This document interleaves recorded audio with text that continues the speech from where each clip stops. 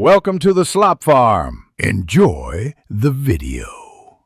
Hey everyone, if you're hitting that frustrating error code one wall when trying to use Gameloop, you're definitely not alone. It's a pretty common hiccup that can stop you from enjoying your favorite mobile games on PC. But don't fret, we've got some practical steps to help you get back into the action swiftly. We'll cover various solutions, from simple restarts to more in-depth fixes. So let's get started on troubleshooting this pesky problem together. Let's begin with the simplest fixes, which often resolve the issue. First things first, completely close Gameloop, then restart your entire computer. This can often clear temporary glitches. Next, double-check your internet connection to make sure it's stable and strong. A weak connection can sometimes trigger this error. Finally, always try launching Gameloop by right-clicking its icon and selecting Run as Administrator. This grants it the necessary permissions, which is a common fix.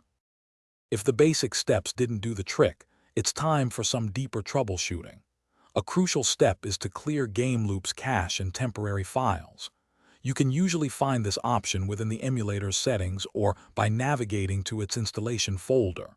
If that doesn't work, a complete reinstallation of Gameloop can often resolve persistent issues, ensuring you have a clean slate. Lastly, ensure your graphics card drivers are fully updated. Outdated drivers are a common cause of such errors. Sometimes, error code 1 stems from network or system interferences. Check your Windows firewall settings to ensure Gameloop is allowed through. You might need to add it as an exception. Another effective solution is to change your computer's DNS settings, perhaps to public DNS servers like Google's 8.8.8.8.